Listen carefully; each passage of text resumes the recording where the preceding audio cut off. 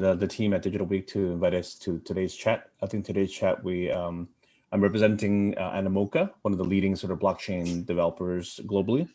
We brought two speakers here today. One is Sean Dudley, who's our head of product for F1 Delta Time, and also Keith, who's the CEO and co-founder of All of X, the guys behind Car Fitness. So let's kick off with a quick introduction. I think maybe we'll give Sean the floor to give a quick introduction to himself. Sure. So thanks, James. So yeah, as James mentioned, Animoca, I basically head up product for F1 Delta Time. But in addition to F1 Delta Time itself, it's also the expanded ecosystem that we're building on blockchain that is tied together with our Rev token, and basically what that is as an economy. So for us, what Rev means is that it's a racing game platform, and there are numerous products, F1 Delta Time being one of those, connected to this. So I head up essentially what F1 Delta Time is, and then also lead what we want to do in regards to Rev as a platform for blockchain and for motorsport for us. Excellent. Keith? Yes, I'm Keith, CEO and founder of All of X. We're a listed company in Australia, and we created Cower Smart Fitness, an interactive fitness mirror. You can work out at home. You just tap on it. You're going to see all these celebrity coaches. You can do yoga, Pilates, hit whatever you name it. It'll stream right on, and we have a camera that makes the experience interactive. And I think I'm here today because we feel fitness is not just process for suffering. It's actually, we feel like people who as an experience and an entertainment, and we feel like our goal is to move the fitness experience, group fitness experience, online and make it like a gamified experience. Excellent. Thank you, Keith. So for today's sort of overview, I think we'll jump into several of the key topics. I think there's quite a large development in both Sean's in terms of gaming as well as in fitness.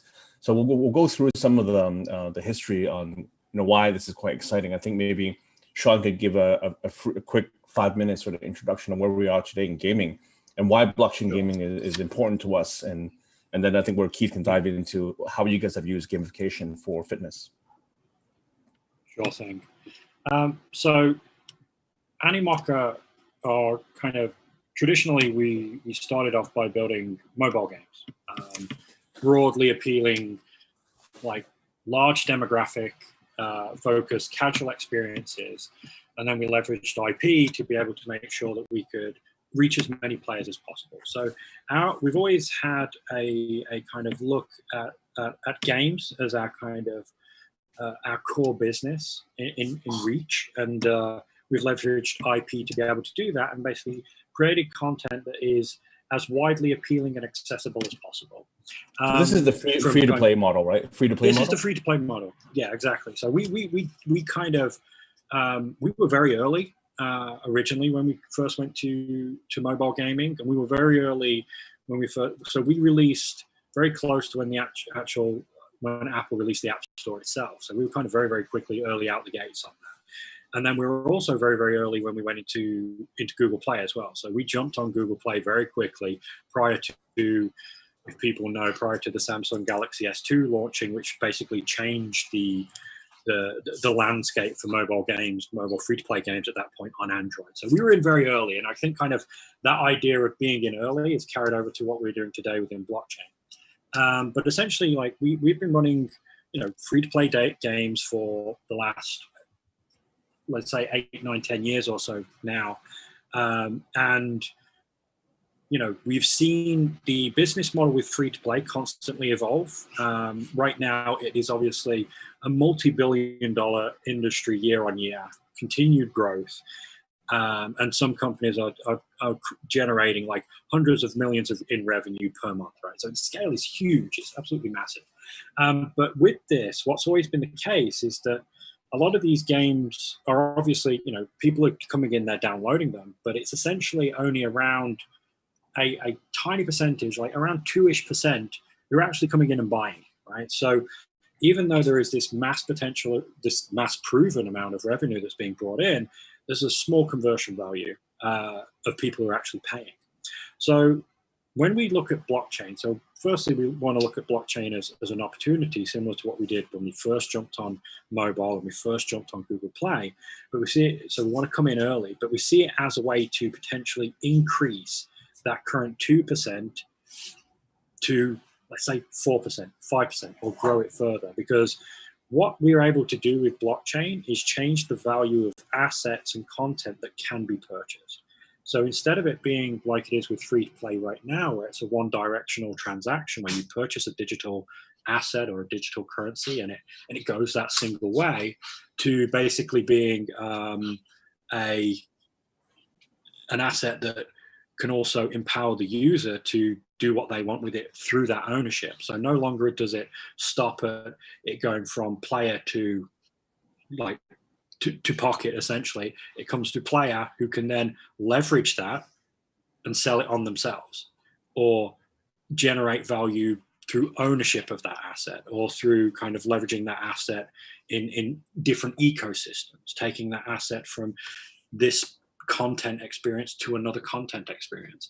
And with that increased value of the asset and increased value of the initial purchase, it could potentially turn that 2% of converted player, of paying player, to maybe 3%, 4%. And when we're talking about hundreds of billions of dollars being paid and spent in these experiences, a percentage point is a considerable amount of revenue. And that's why that's exciting to us from a monetization perspective. And then from a kind of innovation perspective, it's a new platform. There's plenty of ways that we can kind of think about design, but I think we can dig into that later. So Sean, I'll pause you there. I'll let you jump into the next session on monetization. So I think just before letting you go, maybe you can just give a few tidbits on the numbers in gaming, and for the people the audience that don't know gaming, and the size of gamers. I think maybe you could share a bit about that. Today's crypto gaming market, and also gamers in terms of console and mobile. What are those numbers that we're seeing today? So, it's no longer a case of it being, the premise from, even 10 years ago, where only a fraction of people were playing, is just not the case anymore. We have basically over 2 billion gamers, right? People playing games worldwide right now. Access point is on their phone, which is where they do the majority of their browsing and such, everything right now, which is an incredible amount of people, a massive scale of people. And that's why we see these kind of billions of revenue that's constantly kind of growing within mobile itself. Blockchain is very different right now. The scale is fledgling, right? It's kind of starting. It's starting to kick up and stuff like that. But the value proposition is also very, very different too. So whereby you may have, if we look at kind of solid core numbers. So let's say that an average player for a general mobile game, let's say they might be, the individual may be purchasing at a rate of, let's say, 10 cents per user, right? So that's your value across the span of all your players and stuff. And you have considerably very successful titles, like let's say a Fortnite or something, for example, where it's $80, but that is an exception, right? That's a massive exception. But in blockchain, what we're already seeing is, again, because it's fledgling, the numbers are much smaller, so it's all relative. But we're seeing individuals who are spending thousands of dollars per, as a user within these ecosystems, and in some cases tens of thousands of dollars. And again, this isn't a one-way purchase where they come in and they buy and then it goes directly to us as revenue. These users are then taking those assets that they now own and turning them into additional revenue for themselves. So they're actually, it's expanding the value that they're getting, which of course increases the value of the assets that we sell, right? So, whereby a very kind of robust blockchain experience game right now might be getting, let's say 5,000 users or something per month, which would be a pretty considerable blockchain game right now. They're looking at, getting a value per user at that point of more like $200. So it's relative in scale, but also the value to the users right now is also far more enhanced as well. One final question before jumping to Keith, Sean. So based on your experience, I know you're a decade long at Animoca, and you've seen the first drive and wave of free to play. and now you're witnessing firsthand in the games that you guys are developing on the F1 Delta Time and MotoGP. Are you seeing similarities in the growth pattern from revenue perspective on user adoption jumping onto blockchain now? Obviously, the numbers are quite different in terms of how people are buying NFTs, which we'll dissect later on. Do you see these sort of patterns based on your 10-year experience at the early stages of free-to-play? So the biggest difference right now is that everybody is paying, right? Which I mean, like when we go back to the original releases that we're doing on mobile, kind of one of the key metrics was users. How many users do we have? And then obviously you have ad revenue that you can balance and stuff. And you still said, okay, we have a percentage, a very small percentage who are paying. But right now, day one releases on blockchain, you have paying users from day one. So the paradigm is shifted, right? So it's kind of a completely different environment. And I think kind of ultimately we will end up moving to a more free-to-play experience, or at least kind of free-to-play accessibility there. But the fact is that because players understand this new value proposition, they are buying first, right? So it changes completely that funnel of users. Sure. And which obviously changes the way that we can actually look at measuring kind of performance and stuff. It's a very different thing now. But ultimately, it still needs to be accessible, but people are buying first. Excellent. Thank you, Sean. So we'll leave the floor on to Keith. Keith, thanks for your patience and look forward to hearing your thoughts on terms of, I know, fitness has gone through an evolution in terms of technology and gamification. And we've seen obviously during COVID, a lot of great companies grow and really, really sort of grow during these stages. Can you share a bit background in terms of the short history of, fitness and technology? I know you have been in this space for a long time. Yeah. So, hey, blockchain is really taking off. And, I think Sean talked about the transition of riding the mobile wave and now riding the blockchain wave. We're talking about the wave of connected fitness, and the gold standard is Peloton, the bike company in the US who got listed on the NASDAQ. Their stock went through the roof during this period, 400% increase. They went from like $18 billion market cap to, I don't know what it is today. But I think one really interesting thing is, people game a lot and they spend a lot of time looking at the game, but people underestimate how addictive exercise can be. So before COVID, they were averaging 13 workouts per user per month. That's 13 hours looking at a damn screen. But now, recently, in the newest quarterly report, they're averaging 26.1 workouts per month. So people are looking at this screen for 26 hours. And I know, look, there's a physical limitation of how many hours you can exercise, but that's still pretty high. This connected fitness trend is reminiscent of gaming as well. I think in gaming, you went from single player to me and you, buddy sitting next to each other. Yeah. And now what do all the kids do, right? They play online. And I think fitness is following a similar trend, right? We went from single player to now everyone's doing group class, some sort of group class. But why are group classes not moving online? And I think that's the next step that we are banking on. Excellent. Awesome. Okay, excellent. So anything else to add there, Keith, before I jump to the next topic? Next topic. Okay, excellent. So next topic for us is really looking at the monetization on gaming and entertainment and fitness. So it could either be users or whatnot, but I know that from a gaming perspective, Sean, maybe you could divulge into more understanding on digital assets, what non-fungible token means for the next evolution on gaming. So just super quick crash course on what a non-fungible token is. So essentially it's a token, meaning that it's a blockchain registered ID, essentially, that is not duplicated. It's completely unique. And we can use that individual ID that's on the blockchain to then apply attributes to it. Those attributes can be abstracted to be content, right? And because it's all based on that individual unique ID, it's the abstraction and the attributes applied to it are also unique, right? And that uniqueness has value, has widespread value. What NFTs allow us people to do, right? So it's games today are already selling masses and masses in revenue in regards to virtual assets. So they're skins essentially. So they can be a gun skin, or they can be like a shirt or a hat or whatever, right? But people are already buying this stuff in droves. But again, the thing is that once they buy it, that's where it stays. It stays within this single kind of players or games kind of economy, that system. That's as far as it goes. It goes no further than that. And sometimes these can be quite expensive things to buy. You know, people are spending like, you know, up to $100 on virtual assets that look very pretty but go no further. So what the concept of an NFT allows people to do is purchase that same type of content, but then also be allowed to sell it on because they own it, and we know that they own it because it's unique and it's trackable, because that's what blockchain allows us to do. So once they own this asset, and they're able to sell it, and because the ownership can be proven, we're also able to leverage that ownership in different ways as well.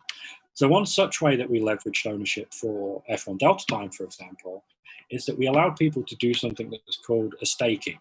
And staking is where you essentially transfer temporarily the asset that you own to accrue dividends in return. So those dividends within our ecosystem was the Rev token. So people were buying these cars, which were very much usable in-game assets, no different from the hat and the shirt and the gun skin and all the rest of it, as functional as those. But in addition to that, they could sell them, and then also they were accruing a currency that has a real-world value attached to it as well. So everything that the players have bought into ultimately has an exit for them if they ever want to claim the return on it, they want to sell it off, they want to get the dividends from it. And that kind of adjusts the value proposition entirely of the virtual asset. The path and what it does as well is that it also expands the life of that virtual asset as well, because it's not a case of us upgrading a game and finally like saying, okay, that thing that you bought is no longer useful, it's gone, it's, you know, just throw it away, buy a different one, use something else. So instead, Sean, maybe we allow them to continue to leverage. Yeah, so Sean, maybe you could touch upon, like, I think a lot of users in the past that we've spoken to have challenges in understanding utility. I think because obviously the NFTs are following a standard in the ERC 721. Maybe you could expand a little bit on, you know, the utility of these tokens that jump across different chains and potentially different games. Sure. So because they're all connected by the same blockchain. So let's say that everything is connected by in our case, it's connected by the Ethereum chain, right? So that through line allows us to, and we're doing this with our own projects because, you know, we have Formula One right now, but we're also releasing MotoGP, and we have another couple of titles in the pipeline that we'll be talking about in the coming weeks. But essentially what it means is that if you've bought assets in Formula One, if you've bought a car or a driver or a gear shift or a transmission or whatever, we can see that token in MotoGP. And we can see that token in the next game that we build. And then somebody else who is not in the Rev ecosystem, but on Ethereum, can also see that asset as well. So that asset can then be switched into, you know, a transmission within MotoGP if you already have it for Formula One. But also because we're able to, the important thing is the ID itself. We can kind of do interesting abstracts of the content within the gaming experiences. So it doesn't stop at, okay, every game needs to be a racing game for this tire to have value. If we wanted to, there could be a game that could be a restaurant management game, right? And they can essentially say, okay, this tire in this restaurant management game is going to be a cake. Because essentially all that the game requires is reading of the ID itself, and then everything else is an interpretation. But what that does every single time is that it creates value for these assets, reason for purchase, but also it's a great way to kind of acquire and attach different users as well, because we know that when we release MotoGP, we'll have a bunch of players with Formula One tokens, and we can say, hey, those Formula One tokens, they immediately have value over here. And then we've already pollinated an audience across. And that's the same if somebody else builds a title. They say, okay, we've seen a lot of people are owning F1 Delta Time tokens. Let's leverage that. Let's build a game that uses those F1 tokens within our experience too. So everybody kind of shares a benefit of people owning those assets. And ultimately, that just creates massive value for players more than any other kind of experience, because they know that people will build experiences to leverage the content they own. Excellent. Thank you, Sean. So for Keith, maybe you could divulge and share a bit more about, the different sort of technology platforms in fitness. How are people garnering the user acquisition? And as you mentioned in the earlier point, you're saying that multiplayer is going to be something of the future on exercise. How do you guys see as a company garnering and growing the user base? Yeah, so there's two different points I want to mention. The first one is, I think the rise of these connected devices, right? So people underestimate how many Alexas and Echo Dots and Google Homes were sold. Like, they're the fastest growing segment, right? Like, it's sold over 100 million units, right? And it sounds stupid, right? And I just activated my device. But people are like, why do I need this thing if I have a phone, right? But people underestimate the friction of pulling out your phone and double tapping. This is like straight up, and so it's super useful. And so connected devices, same thing. I said, why can't I just watch it on TV? Well, it's like right smack in your living room or your room. Every time you walk by, you're reminded that you need to work out, and that makes people work out more. So that's the first point I want to make. Second point is, I think Sean talked about basically a new way of gaming, right? And I think with NFTs, it's just like this whole crazy meta game of like, you can stake it, you can put it another, you can make a cake, I think fitness, and how I see it, is also a new kind of gaming, because if you just game, you can only release 3 chemicals in your brain. And so as you got the competition, you got the recognition, all those things. But after a while, you're going to feel a little bit empty. And so what's the one last kind of hormone you don't have is a runner's high, which is endorphins. So if you can gamify fitness, and you've seen it in Pokemon Go and Ring Fit, these are highly, highly addictive experiences, because you mix the great experience of gaming plus that runner's high put together. And so that's what we're doing, right? We have this connected device, and we make the whole experience like super addictive and happy. Yep. Excellent. Cool. Thanks for that.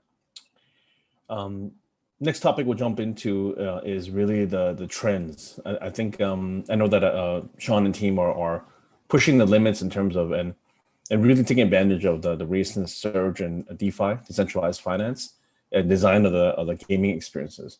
Maybe Sean could jump into some of the things that you guys will be launching in the coming months for F1 Delta Time using the Rev token. Sure thing. So, I mean, just to go to the immediate of what we've been doing. So, starting from last week, we set off a new tournament with F1 Delta Time, and we call it our Elite Time Trial. And basically what it does is it lets players who are obviously playing F1 Delta Time, use their NFTs to play the game, as is the core function of these tokens themselves. But we've also put together like a prize pool of around, at time when we first put it together, it ended up being around $40,000 equivalent of our Rev token, right? So it's a considerable prize. It's super interesting to try and kind of compete and play for that. And basically, the way that you are able to play by leveraging concepts within DeFi, like staking of content, staking of assets, staking of tokens, is that to be able to enter, you need to have a minimum stake. That stake being relevant to what kind of tier you want to participate in. So let's say if you wanted to participate in the highest tier, it's 100,000 of our Rev tokens. So we have this prize pool. We've been doing this game mode for quite a while, and then we ended up, introducing this elite tier.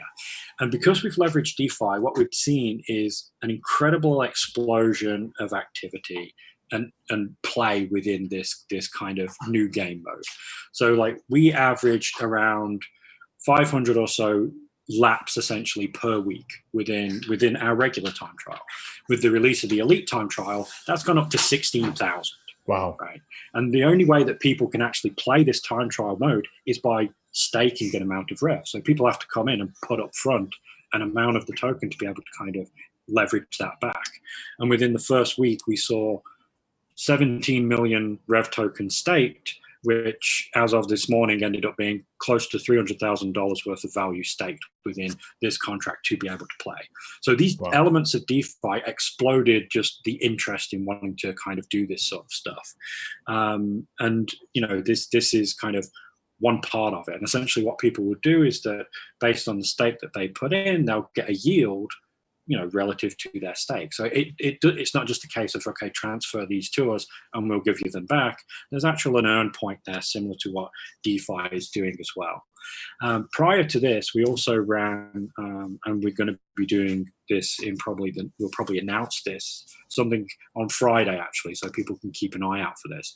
But a week or two ago, we did a liquidity mining campaign where essentially people would provide an amount of liquidity that came to around, let's say, $800-ish total US. So they had to apply our Rev token and the paired ETH token through the Uniswap DEX and leave it there for a week. And essentially people who provided liquidity that they could ultimately withdraw after this kind of event is done, they would get one of our NFTs, one of our cars. And obviously these cars can be played in this staking elite time trial that's running right now, in regular time trial and gameplay. It can also be staked as well, so people can earn Rev that way. So through providing liquidity, they're earning non-fungible tokens that they can then leverage to get more Rev.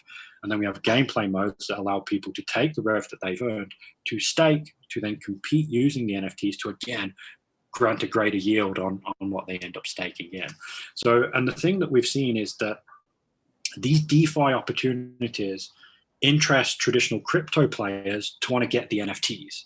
And then also what they do is that the NFT holders, the players, are starting to get more interested in the idea of what DeFi can do.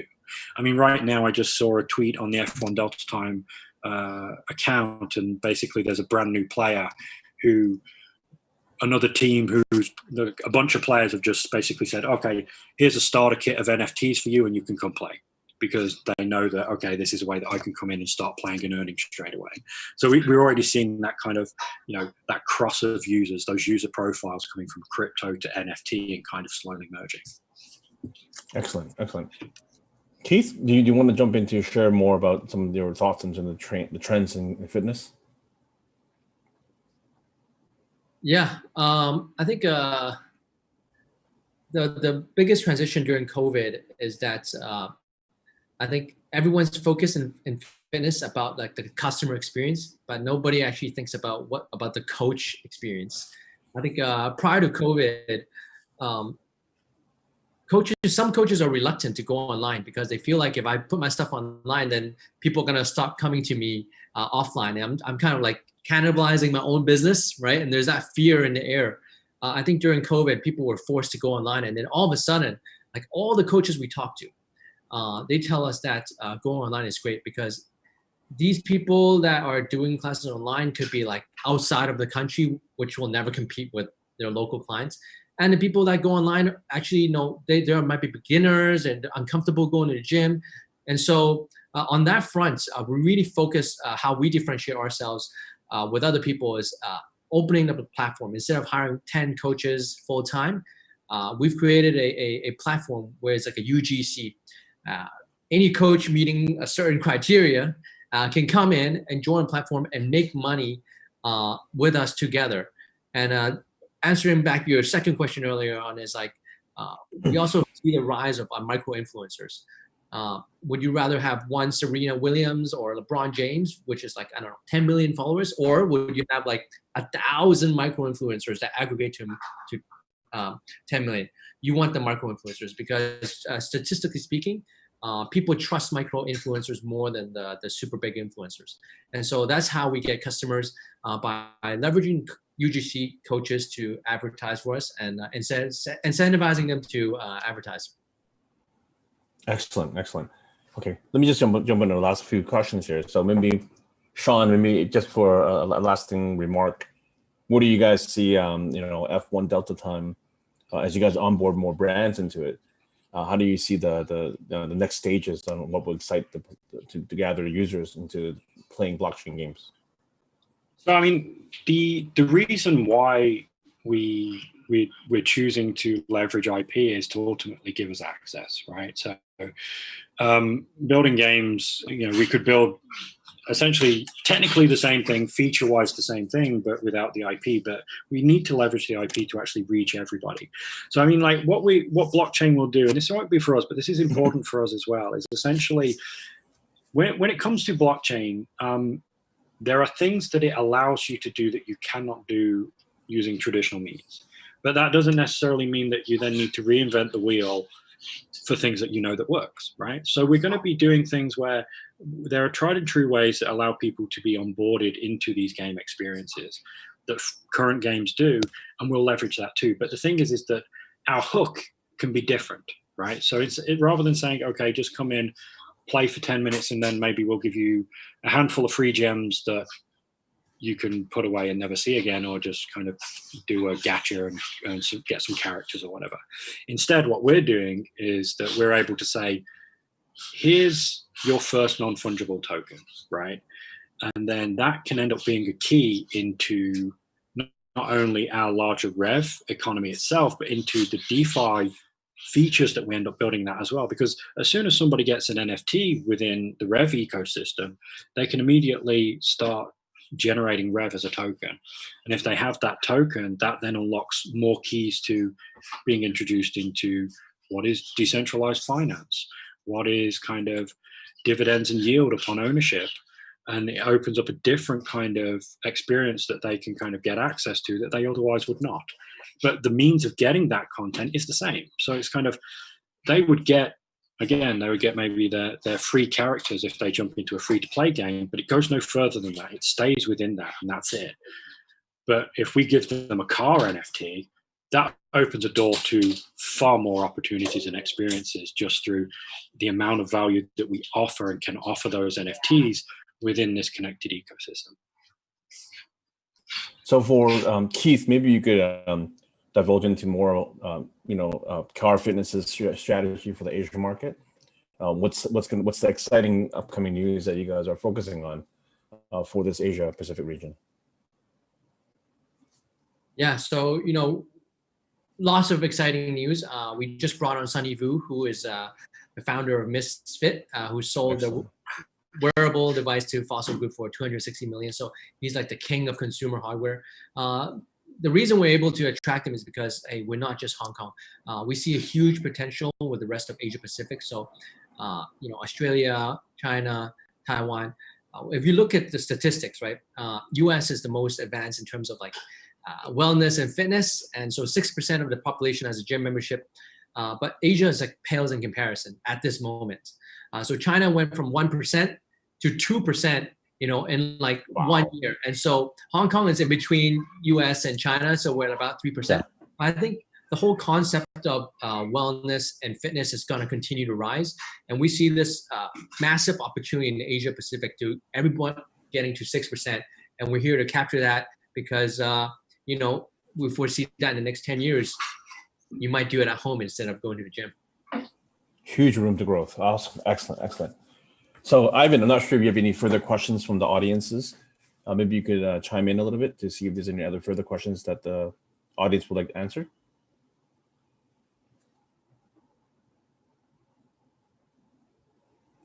Ivan? Not sure if he's there. Hello, Elizabeth. Is anybody there that they could, any additional feedback? I think we've just been talking to ourselves and no one's listening for an hour. Oh, it's recording, so they're probably doing multiple sessions. So let me just ping him quickly.